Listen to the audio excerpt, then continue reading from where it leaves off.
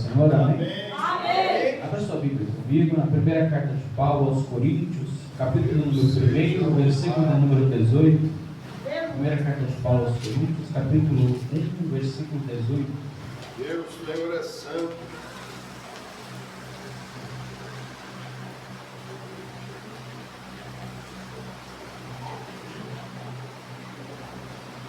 Primeira carta do apóstolo Paulo aos Coríntios, capítulo de número 1, versículo de número 18.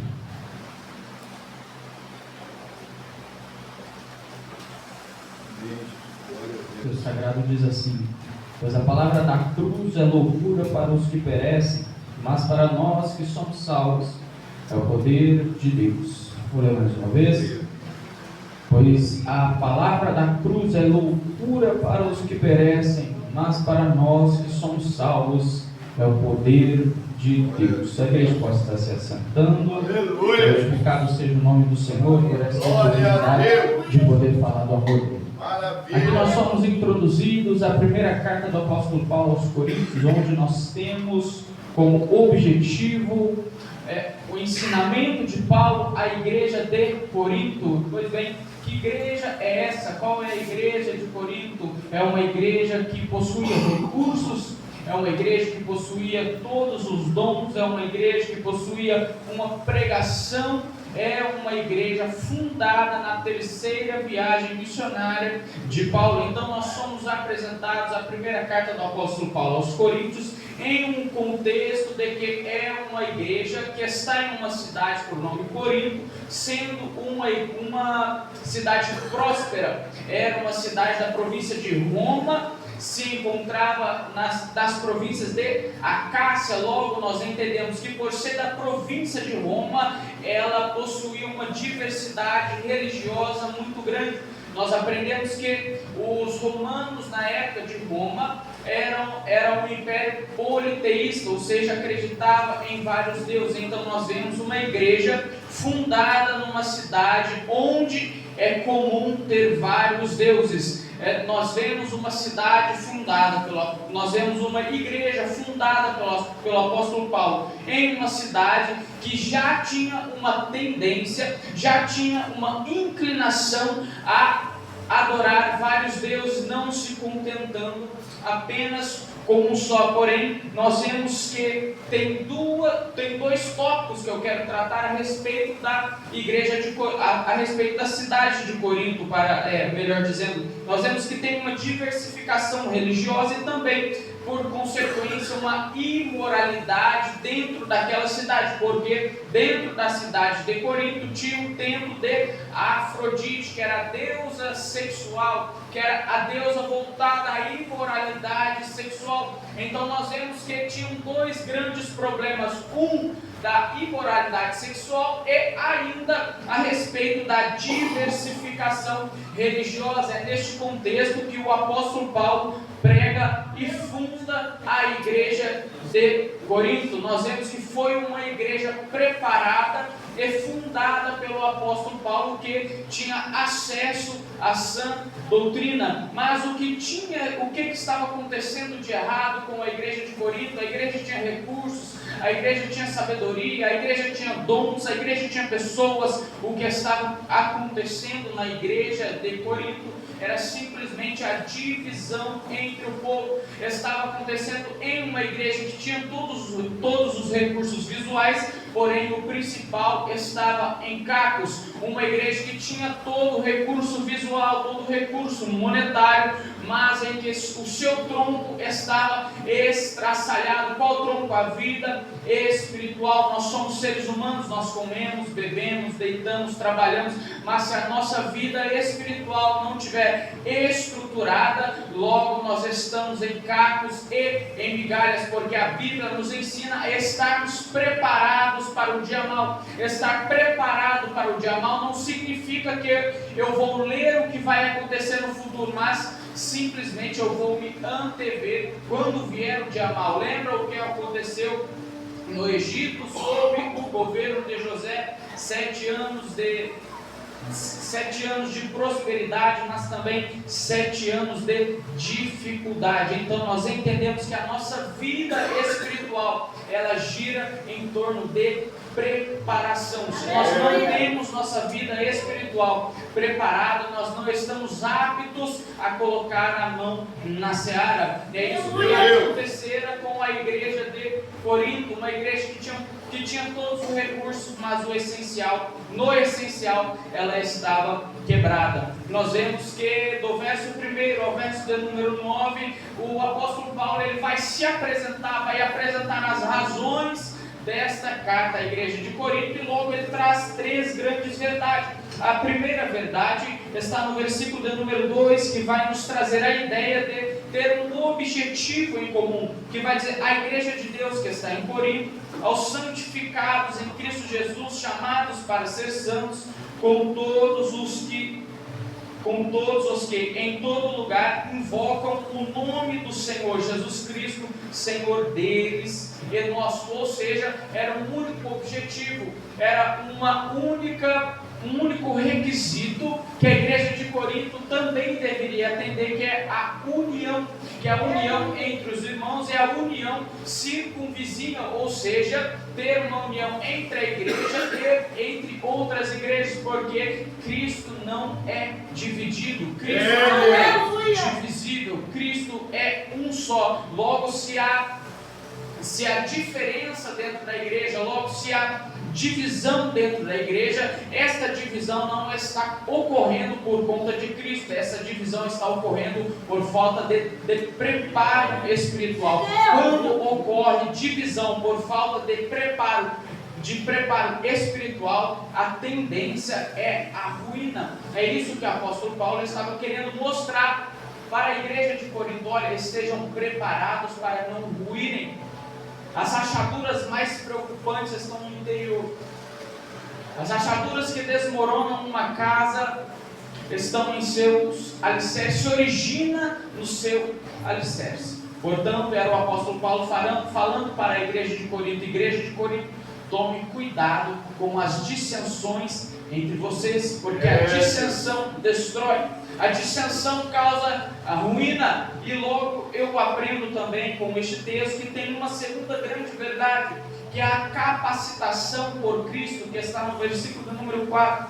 Paulo diz: sempre dou graças ao meu Deus por vós, pela graça de Deus que vos foi dada em Jesus Cristo. Ou seja, o único capaz de nos preparar para a batalha, o único capaz de nos capacitar para o dia mau, ele se chama Jesus de Nazaré. Então, se eu não procuro Jesus antes da tribulação, não é durante a tribulação que eu vou estar preparado. Se eu não me preparo com antecedência à tribulação, não é dentro da tribulação que eu vou ganhar preparo. O preparo ele é trabalhado.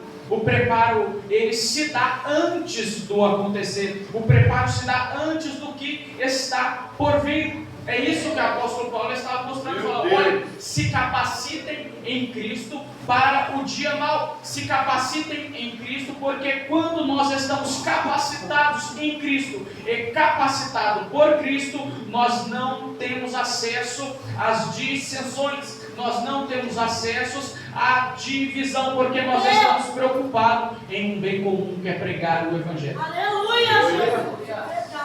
Quando a nossa mente está em Cristo, o nosso coração não cede espaço para a dissensão. Quando o nosso preparo ele é feito em Cristo, o nosso corpo ele não tende a fazer divisão entre a igreja, muito menos dentro do povo de Deus, justamente porque eu já disse aqui anteriormente que Deus ele é um. Deus não é dividido, Deus ele é uno. Nós vemos aqui também a terceira grande verdade, que está no versículo de número 8, o qual vos confirmará também até o fim, para serdes irrepreensíveis no dia do nosso Senhor Jesus Cristo. Ou seja, é uma herança que Cristo nos concedeu. Em Romanos capítulo 8, isso nos é tratado como co-herdeiros de Deus. Somos herdeiros de Deus e co-herdeiros de Jesus Cristo. Então nós podemos aprender que através dessas três grandes verdades, um objetivo em comum, a segunda, uma capacitação por Cristo, e em terceiro, sermos cordeiros com Cristo, nós podemos entender que isso não dá brecha para dissolução. Aleluia, Jesus. Glória a Deus. Mas o meu objetivo aqui é tratar a respeito dos efeitos da cruz. Quais são os efeitos da cruz? Nós conhecemos o ato da cruz. Nós conhecemos que Jesus foi morto na cruz do Calvário. Nós conhecemos que Jesus caminhou até o Gólgota. Nós conhecemos que Jesus ele ressuscitou em 3 dias. Nós conhecemos que Jesus veio para salvar o mundo. Jesus veio para morrer por suas ovelhas, conforme nos ensina João capítulo de número 10. Mas quais são os efeitos da cruz? Eu quero trazer alguns efeitos aqui para a gente trabalhar. Que o primeiro efeito é a sujeição a Deus, que está no versículo de número 1. Paulo, chamado apóstolo de Jesus, pela vontade de Deus, e o irmão Sóstenes. Quem é esse irmão Sóstenes? É o responsável por ter encaminhado a carta à igreja de Corinto. Mas aqui nós vamos tratar da sujeição a Deus. Veja que quando Paulo teve um encontro verdadeiro e salvífico com Jesus, ele automaticamente se sujeitou à vontade de Deus. Então eu entendo que é impossível alguém que tem um encontro verdadeiro com Jesus, alguém que tem um encontro salvífico com Jesus, alguém que sente a graça de Jesus, não se sujeitar à vontade de Deus. Meu Deus. Logo eu entendo que a sujeição a Deus é você estar apto a fazer a vontade dele, é você estar disposto a viver o que ele tem para a sua vida. Veja que nenhuma grande promessa se cumpre, nenhuma grande promessa se cumpre sem antes haver a sujeição a quem fez a promessa. É Deus. Meu Deus. A promessa de Deus nos foi feita, mas para que nós cheguemos lá, é necessário que nós nos sujeitemos a Deus, tanto que a Bíblia vai nos ensinar a nos sujeitarmos às mãos do soberano Senhor. Glória a Deus. Ou seja, uma primeira característica do efeito da cruz na vida do cristão é haver sujeição. Se eu não sou sujeito a Deus, logo eu não sou um cristão verdadeiro. Se eu não estou sujeito à vontade de Deus, se eu quero bater boca com Deus, logo eu não sou um cristão verdadeiro. Por quê? Porque o cristão verdadeiro se sujeita à vontade daquele.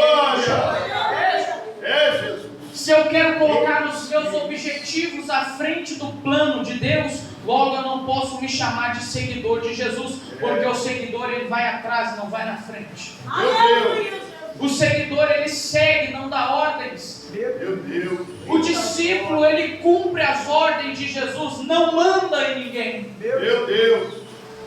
Mas para isso acontecer, para eu me converter de verdade, é necessário que eu reaja a um primeiro efeito da cruz. Esse efeito se chama sujeição a Deus. Vemos que todos os profetas, apóstolos, eles se sujeitaram à vontade de Deus. Vemos que toda a história da igreja, a igreja primitiva, a igreja atual, só caminha, só anda para frente quando se sujeita à vontade de Deus. Meu Deus. Nós vemos que a Bíblia é repleta de exemplos de pessoas que não se sujeitaram a Deus e por consequência morreram, por consequência não alcançaram o objetivo da salvação. Quem não se sujeitou a Deus? O próprio Israel. A própria Israel, a nação de Israel, houve momentos em que não se sujeitou a Deus. Por conta disso nós vemos o cativeiro da Babilônia. Por conta disso nós vemos Deus tratando diretamente com Israel. Meu Deus. Porque por uma não sujeição a Deus. Ou seja, o primeiro efeito da cruz, ele causa sujeição.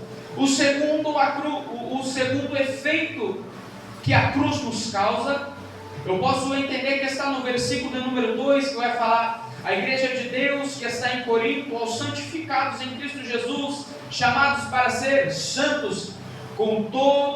em todo o lugar invocam o nome do nosso Senhor Jesus Cristo. Deus.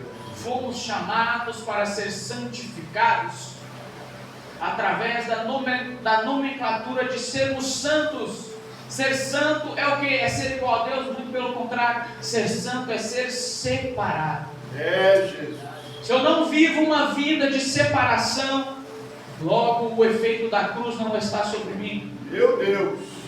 Se eu não me separo daquilo que me afasta de Deus, logo eu estou me sujeitando ao mal, me subjugando ante ao pecado e não estando separado para Deus, mas sim alinhado com o Meu pecado. Deus. Quando eu não me separo para Deus, eu me separo para o pecado. Quando eu não me separo em Deus, eu me separo para a perdição, pois a Bíblia nos ensina que há dois caminhos. Existem apenas dois caminhos, duas formas de viver, uma forma salvífica e uma forma condenatória. Eu não posso aplicar a responsabilidade dessa vida a Deus. Eu tenho que aplicar a responsabilidade das minhas escolhas a mim mesmo, justamente porque eu posso escolher qual caminho traçar. A Bíblia é clara em nos ensinar que nós temos a nossa responsabilidade. A responsabilidade do ser humano incide sobre o fato de suas escolhas. Se você escolhe ser separado, pode ter certeza que os planos e as mãos de Deus estarão sobre você. Meu Deus. Mas se eu optar por não me separar para Deus, pode ter certeza que as mãos do inferno estarão sobre mim. É impossível uma fonte jorrar água doce e jorrar água salgada. Meu Deus. É impossível estar na igreja e não estar em Cristo. É impossível verdadeiramente eu estar na igreja e não estar em Cristo. Por quê? Porque para estar em Cristo, é necessário que haja sujeição a Deus. E dois, é necessário que haja separação a Deus. Meu Deus. E nós vemos no versículo de número 7, de modo nenhum dom vos falte, aguardando a revelação do nosso Senhor Jesus Cristo. Então nós vemos uma completude de dons. Essa completude me ensina que Deus nos capacita para a grande obra. Essa completude nos torna capaz de colocar a mão no arado. Jesus. É por isso que a Bíblia nos ensina que existem poucos trabalhadores na seara, porque nem todos estão capacitados a colocar a mão na seara. Meu Deus. Nem todos estão em condições de colocar a mão na seara. Nem todos têm a disponibilidade de colocar a mão na seara. Por que não tem condição? Porque não tem o que é necessário para colocar a mão na seara? Justamente porque não se separou. Justamente porque não se sujeitou. E justamente porque não está capacitado. Meu Deus. A vida do cristão, ela gira em torno de Cristo.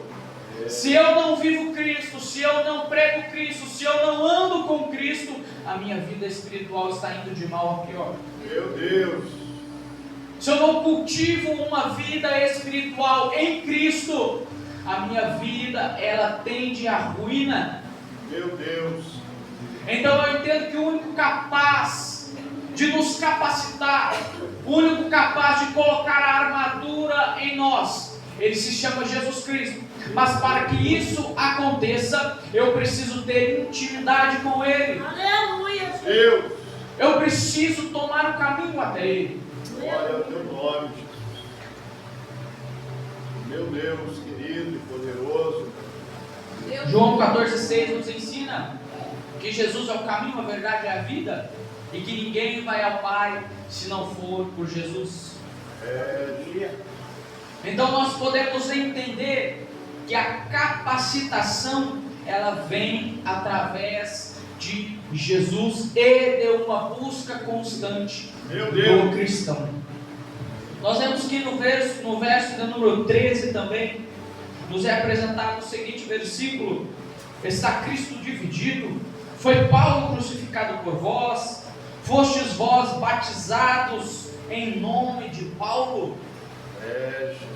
Era Paulo mostrando para a igreja de Corinto que quem salvava não era Paulo, que quem transformava não era Apolo, que quem renovava não era Cefas, quem transformava, libertava, restaurava era Jesus Cristo.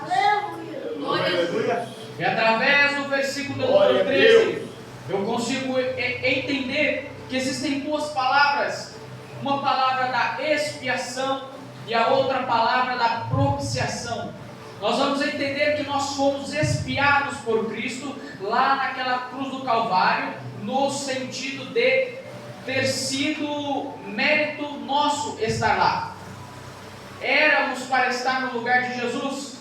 Isso é expiação.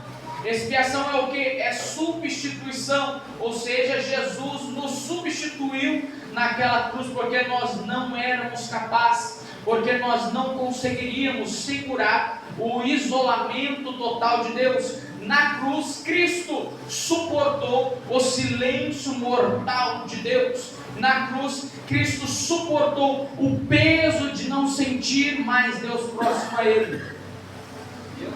Então, por conta disso, nós fomos expiados por Cristo, fomos substituídos. Daí o nome sacrifício vicário, sacrifício de substituição. Fomos substituídos por Deus naquela cruz, fomos substituídos por Cristo naquela cruz. Meu Deus! Mas não somente substituídos, tem um outro efeito ainda: fomos propiciados. Isaías capítulo de número 53, versículo de número 5, nos ensina que o pecado estava sobre Cristo, que Ele carregou o peso do pecado nosso, que Cristo se colocou como maldito para que nós fôssemos abençoados.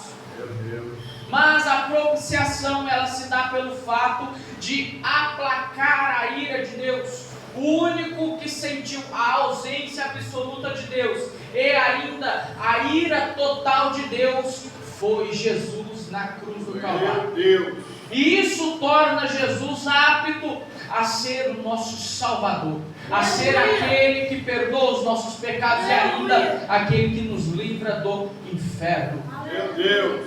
Mas a propiciação nós podemos aprender na primeira carta de João, capítulo 2, versículo de número 1, que vai nos ensinar: filhinhos, vos escrevo essas coisas para que não pequeis, mas se pecardes, temos um advogado junto do Pai, Jesus Cristo, o justo. Versículo 2 vai nos dizer: Ele é a propiciação pelos nossos pecados, mas não só dos nossos pecados, mas do mundo todo. Não só dos nossos, mas do mundo todo. Glória a Deus! Então nós vemos uma propiciação total de Jesus na cruz do Calvário. Então até aqui nós aprendemos que os efeitos da cruz são a sujeição a Deus, a separação, a completude de dons e expiados e propiciados. Estes são os efeitos que a cruz nos proporciona. Estes são os efeitos que Cristo nos proporcionou na cruz do Calvário através de seu sacrifício. E eram estes efeitos que Paulo queria mostrar para o povo de Corinto, porque o povo de Corinto estava achando que Paulo salvava. O povo de Corinto estava achando que Cefas salvava. O povo de Corinto estava achando ainda que Apolo salvava. Mas não, Paulo estava falando: olha, somente Cristo é capaz de nos salvar. E é por isso ainda que no versículo número 18 vai dizer: a palavra da cruz é loucura para os que perecem, mas para nós que somos salvos é o poder de Deus. Aleluia! Glória a Deus! Realmente pode parecer loucura uma pessoa morrer por outra que nem conhece. Deus! Quem dirá pelo mundo todo? Mas quando nós nos convertemos e temos contato com Cristo, nós vemos que foi o ato mais sublime da história da humanidade. Foi o ato mais lindo, mais belo da história da humanidade. Por quê? Porque o pecado se originou na queda do homem em Gênesis, mas a salvação se originou em Jesus na cruz do Calvário. Glória a Deus. E os efeitos salvíficos e os efeitos de salvação da cruz do Calvário, eles ecoam até os dias atuais. Tanto que estes efeitos nos tornam aptos a colocarmos a mão no arado. Tanto que estes efeitos nos tornam aptos a fazer a obra de Jesus. Se não fizermos a obra de Jesus, a Bíblia nos ensina que nós somos servos inúteis. E a Bíblia ainda nos ensina que aquele que colocou a mão no arado e foi para trás, que aquele que colocou a mão na obra e voltou para as suas práticas anteriores é igual o cão que volta ao vômito. Eita Deus! E a Bíblia ainda nos ensina que Deus falando em Apocalipse, quem dera se fosse quente ou fosse frio, mas porque você é morno, vomitar-te-ei da minha boca. Então nós entendemos, nós aprendemos com a Bíblia que não existe cristão mais ou menos, que não existe conversão mais ou menos, que não existe seguidor de Jesus que está com um pé no mundo e outro pé na igreja. Ou nós seguimos Jesus de verdade ou pulamos no barco, ou nós seguimos Jesus de verdade ou voltamos para as práticas mundanas, ou nós seguimos Jesus com verdade, veracidade, reconhecendo o nosso pecado, estando diante de Jesus Cristo, ou nós voltamos para a prática do pecado no mundo. É Deus poderoso. É impossível servir Jesus de duas maneiras. Meu Deus. Judas segurou até onde deu. Judas seguiu Jesus até onde deu. Mas naquela ceia, Jesus falou: olha, aquele que molhar o bocado de pão junto comigo, este me trairá. E aí Jesus olha para Judas e fala: Judas, olha, o que você tem que fazer, faz, e faz depressa. Deus. Então, se nós como igreja achamos que estamos fazendo alguma coisa fora dos olhos de Deus, nós estamos enganados. Se nós pensamos que Deus não está vendo as nossas práticas, nós estamos completamente enganados. E é por isso que a Bíblia nos ensina a nos convertermos todos os dias, a reconhecermos os nossos pecados todos os dias, a buscarmos Jesus todos os dias, para nos remir constantemente do nosso pecado. Sabe por quê? Porque em Romanos 3:23 vai dizer que todos pecaram e destituídos estão da glória de Deus. Então ninguém tem força para crer sozinho. Ninguém tem condições para crer sozinho. Ninguém está apto para fazer sozinho. Ninguém se salva sozinho. É por isso que a graça nos foi manifestada através de Jesus Cristo. Em Efésios 2:8 vai nos ensinar que porque pela graça sois salvos, mediante a fé no Senhor Jesus Cristo. Isso não vem de vós, mas é dom de Deus. Então quem proporciona a fé, quem dispensa a graça, se chama Jesus. Mas esta graça só se torna eficaz na nossa vida se nós tomarmos uma posição. Meu Deus. Se não houver posicionamento, não tem oração que vai nos salvar. É verdade. Se não houver posicionamento, não existe pastor que vai nos salvar. Meu Deus. Se não houver posicionamento, não adianta deixar a Bíblia aberta em casa no Salmo 91, porque não vai te salvar. Jesus. O posicionamento é individual. Aleluia. A responsabilidade é individual. Deus. Se está tendo dissensões, resolva. Se existe pecado de estimação, renegue o pecado. Porque a Bíblia nos ensina a sermos santos. E santos não é viver uma vida sem errar. E ser santo não é viver uma vida perfeita, porque ninguém é perfeito a não ser Jesus. Mas ser santo é reconhecer que eu sou um miserável pecador, mas que a minha vida, ela só segue firme por causa de Jesus. É eu entender que o que acontece não acontece pelas minhas mãos, mas acontece pela permissão de Deus. Aleluia, Jesus. Aleluia. E glórias a Deus por isso. Porque o próprio Paulo, o próprio apóstolo Paulo vai nos ensinar que ele sabia como era viver com dinheiro, mas sabia como era viver sem. Sabia como era ter boas coisas, mas sabia como era perdê-las. Paulo foi perseguidor, mas depois se tornou perseguido. E aí no final do versículo Paulo vai dizer: em todas as coisas somos mais que vencedores em Cristo Jesus. Aleluia. Filipenses capítulo 4, versículo 13: tudo posso naquele que me fortalece. Então Paulo estava ensinando a cidade de Corinto que eles não deveriam buscar a salvação em Paulo, não deveria buscar a salvação em Cefas, não deveria buscar a salvação ainda em Apolo, não deveria buscar a salvação nos apóstolos, deveria buscar a salvação em Jesus. Meu Deus. Inclusive Paulo ele faz uma pergunta: olha, por acaso fui eu que morri por vós? Por acaso fui eu que vos batizei? Por acaso fui eu que me sacrifiquei? Não. Ninguém é capaz de se sacrificar pelo mundo todo. Ninguém é capaz de expiar e propiciar a humanidade a não ser Jesus. Meu Deus. Porque no Antigo Testamento nós vemos uma revelação progressiva de Deus. Os profetas apontando para Jesus. Moisés através do êxodo do Egito e através da Páscoa apontando para Jesus no Novo Testamento. Nós vemos Elias, nós vemos Abraão, nós vemos Josué. Todos os acontecimentos do Antigo Testamento apontando para Cristo. E aí vem Isaías em seu capítulo 9, versículo 6 e vai fazer as nomenclaturas de Cristo: fiel conselheiro, príncipe da paz. Mas no Novo Testamento eram os cumprimentos dos apontamentos do Antigo Testamento. Tudo se cumpria, tudo se convergia em Cristo, em seu sacrifício vicário na cruz do Calvário. Tudo resultava na remissão dos nossos pecados por parte de Cristo. Esse é o Novo Testamento. Mas é a nossa aliança atual, é a nossa vida atual, ela deve apontar para Cristo também. Aleluia.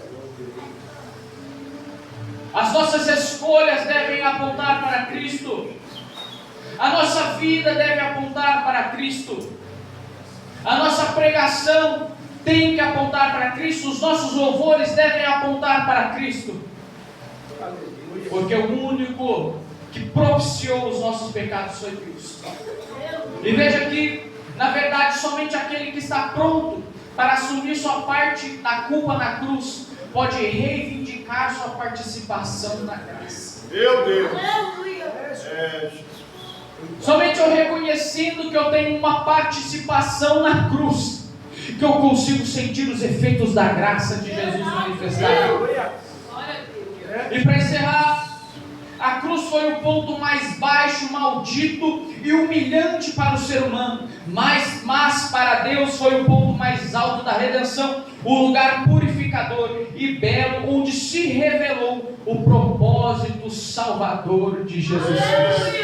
Eu agradeço a minha oportunidade, irmão.